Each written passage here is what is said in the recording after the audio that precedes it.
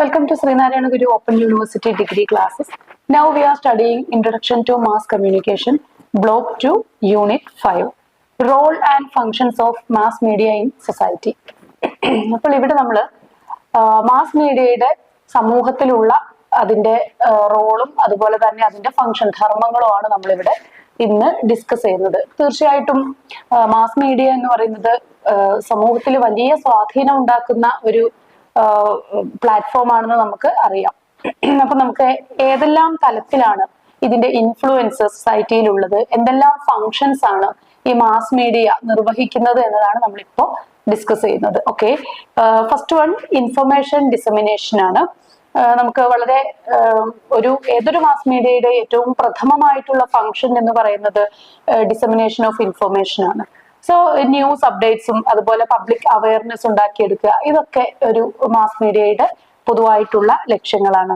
ഒരു real time updates നമുക്ക് ലഭിക്കുന്നത്, നമ്മളെ ലൈവാക്കി നിർത്തുന്നത് യഥാർത്ഥത്തിൽ മാസ് മീഡിയ ആണ്. സമൂഹത്തിൽ അല്ലെങ്കിൽ രാഷ്ട്രീയപരമായിട്ട് ഏത് ലോകത്തിന്റെ തന്നെ വിവിധ കോണുകളിൽ നടക്കുന്ന സംഭവ വികാസങ്ങളെ നമ്മളെ അറിയിക്കുന്ന ഒന്ന് ഈ മാസ് മീഡിയ ആണ്. അതുകൊണ്ട് തന്നെ നമ്മളെ ലൈവാക്കി നിർത്തുന്നതും അതുപോലെ ന്യൂസ് അപ്ഡേറ്റ്സ് ഒക്കെ നമുക്ക് നൽകുന്നതും മാസ് മീഡിയയാണ്.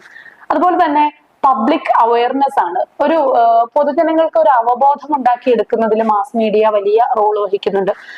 ഓരോ സംഭവ വികാസങ്ങൾ, പെർട്ടിക്കുലർ ആയിട്ടുള്ള അല്ലെങ്കിൽ പ്രത്യേകമായിട്ടുള്ള ചില ഇൻഫർമേഷൻസ് ഒക്കെ ജനങ്ങളിലേക്ക് എത്തിച്ച് ജനങ്ങളിൽ ഒരു അവയർനെസ് സൃഷ്ടിക്കാൻ മാസ് മീഡിയക്ക് സാധിക്കുന്നുണ്ട്.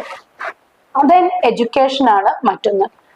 നോളജ് ഷെയർ ചെയ്യുക എന്നുള്ള ഒരു വലിയ ഫംഗ്ഷൻ മാസ് മീഡിയയ്ക്കുണ്ട്. പലതരത്തിലുള്ള നോളജ്, ഒരു എഡ്യൂക്കേഷൻ പർപ്പസിലുള്ള പല പ്രോഗ്രാംസും മാസ് മീഡിയ വഴി നമ്മളിലേക്ക് എത്തുന്നുണ്ട്. അതുപോലെ തന്നെ അവയർനെസ് ക്യാമ്പയിനിങ്ങുകൾ, പല ഫീൽഡിലുള്ള അവയർനെസ് ക്യാമ്പയിനിങ്ങുകളും നമുക്കുണ്ട്. ഇപ്പൊ ഹെൽത്ത് കെയർ, അതുപോലെ നമ്മളുടെ ഇപ്പോൾ ഡിഗ്നിറ്റി ഓഫ് വുമൺ, ഇങ്ങനെയുള്ള വയലൻസ്, അതുപോലെ ചൈൽഡ് അബ്യൂസ്, ഡ്രഗ് അബ്യൂസ്, ഇങ്ങനെയുള്ള പല കാര്യങ്ങളെ കുറിച്ചുമുള്ള ക്യാമ്പയിനിങ്ങുകൾ നടക്കുന്നത് ഇത്തരം മാസ് മീഡിയ വഴിയാണ്. അപ്പൊ അത് ജനങ്ങളിലേക്ക് പ്രോപ്പറായിട്ട് എത്തിക്കുന്നത് മാസ് മീഡിയയാണ്. ഇതിന് എന്റർടൈൻമെന്റ് ആണ്. സാധാരണ ജനങ്ങള് ഏറ്റവും അധികം മാസ് മീഡിയയെ ആശ്രയിക്കുന്നത് ഈ ഒരു എന്റർടൈൻമെന്റ് പർപ്പസിലാണ്. അത് മീഡിയ പലതരത്തിലുള്ള സിനിമകള്, മ്യൂസിക്, അങ്ങനെയുള്ള പല കാര്യങ്ങളും നമ്മളിലേക്ക് എത്തിക്കുന്നത് മാസ് മീഡിയയാണ്. അതുപോലെ തന്നെ ഇതൊരു കൾച്ചറൽ എക്സ്പ്രഷന്റെ പ്ലാറ്റ്ഫോം കൂടിയാണ് മാസ് മീഡിയ എന്ന് പറയുന്നത്. Then shaping public opinion. നമുക്ക് പബ്ലിക് ഒപ്പീനിയനെ, പൊതുജനാഭിപ്രായത്തെ രൂപീകരിക്കുന്നതിൽ മാസ് മീഡിയക്ക് വലിയ പങ്കുണ്ട്. മീഡിയ ആണ് യഥാർത്ഥത്തിൽ നമ്മളുടെയൊക്കെ ഒപ്പീനിയൻ എന്താണ് എന്ന് നിശ്ചയിക്കുന്നത്. അതിന് പോസിറ്റീവും നെഗറ്റീവും ഒക്കെ ആയിട്ടുള്ള പല വശങ്ങളുണ്ട്. എങ്കിലും ജനറലി നമുക്ക് പറയാനായിട്ട് സാധിക്കും പബ്ലിക് ഒപ്പീനിയൻ ഫോം ചെയ്യുന്നതിൽ, formation and shaping of public opinion എന്ന് പറയുന്നത് മാസ് മീഡിയയുടെ വലിയൊരു റോളാണ്.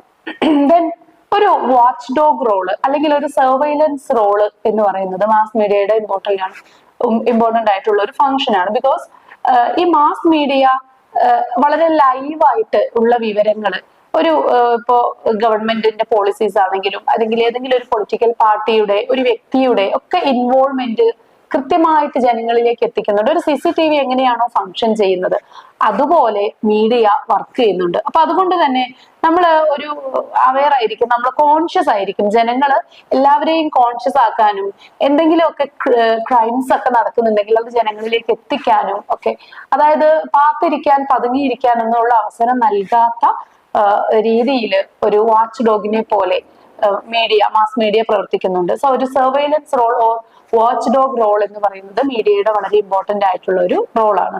ദെൻ ഒരു അഡ്വക്കസി റോള് ഈ മീഡിയക്ക് ഉണ്ട്. ബിക്കോസ് നമുക്ക് നമ്മുടെ ജസ്റ്റിസ്, ഇക്വാളിറ്റി, ഇങ്ങനെയുള്ള കാര്യങ്ങളൊക്കെ മീഡിയ പലപ്പോഴും ഉറപ്പുവരുത്താറുണ്ട്. ഏതെങ്കിലുമൊക്കെ നീതി നിഷേധങ്ങളൊക്കെ ഉണ്ടെങ്കിൽ, അല്ലെങ്കിൽ ഇൻഇക്വാലിറ്റീസ് ഒക്കെ സൊസൈറ്റിയിൽ ഉണ്ടെങ്കിൽ അതിനെയൊക്കെ പുറത്തു കൊണ്ടുവരാനും, വെളിച്ചത്ത് കൊണ്ടുവരാനും, അതിനൊക്കെ പരിഹാരം കാണാനും ഒക്കെ പലപ്പോഴും മീഡിയ സഹായിക്കാറുണ്ട്. അതാണ് ഒരു വാച്ച് ഡോഗിന്റെ റോൾ അല്ലെങ്കിൽ ഒരു അഡ്വക്കസി റോൾ എന്നൊക്കെ പറയുന്നത്. ദെൻ സോഷ്യൽ ഇന്റഗ്രേഷൻ ആണ് ഓഫ് കോഴ്സ്. ഈ സോഷ്യൽ ഇന്റഗ്രേഷൻ എന്ന് പറയുന്നത്, അതുപോലെ കൾച്ചറൽ ഇന്റഗ്രേഷൻ, നാഷണൽ ഇന്റഗ്രേഷൻ, ഇതിനെല്ലാം തന്നെ മാധ്യമങ്ങൾ വലിയ പങ്ക് വഹിക്കുന്നുണ്ട്.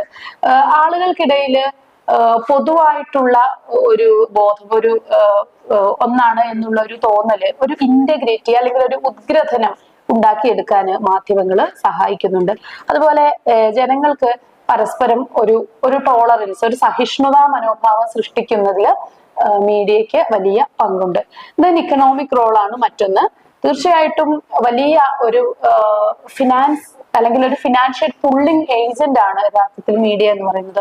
കോടികളുടെ ബിസിനസ് ആണ് മീഡിയയുടെ രംഗത്ത് നടക്കുന്നത്. അഡ്വർടൈസ്മെന്റ് എന്ന് പറയുന്നത് കോടികൾ മറിയുന്ന ഒരു ബിസിനസ് ആണ്. അതുപോലെ മാർക്കറ്റിംഗില് മാർക്കറ്റ് ട്രെൻഡ്സ്, അതിന്റെ പൾസ് ജനങ്ങളെ അറിയിക്കുന്നതിലും അതുപോലെ തന്നെ അതിലെ വലിയ ഒരു സാമ്പത്തിക ഘടകം പ്രവർത്തിക്കുന്നുണ്ട്. Then cultural preservation and evolution ആണ്. ഒരു സാംസ്കാരികമായിട്ടുള്ള ഒരു റോള് ഈ മാധ്യമങ്ങൾക്ക്, മാസ് മീഡിയക്കുണ്ട്.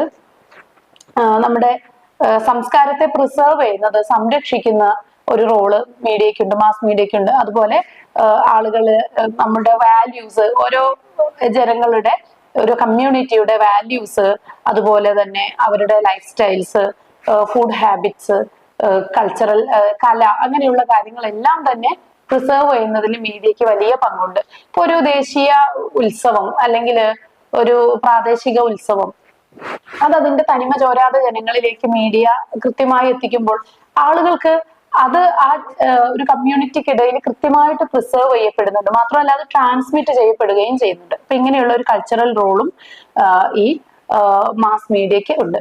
സോ ഇത്രയാണ് നമുക്ക് ഈ ഒരു യൂണിറ്റിൽ പഠിക്കാനുള്ളത്. ഇത് ചെറിയ യൂണിറ്റ് ആണ്, പക്ഷെ ഒരു എസ്സേ, ഇവിടെ നിന്ന് ഒരൊറ്റ എസ്സേ മാത്രം ഈ ഒരു എൻറ്റയർ ക്ലാസ്സിൽ പ്രതീക്ഷിക്കാവുന്ന ഒരു യൂണിറ്റ് കൂടിയാണ്. Thank you.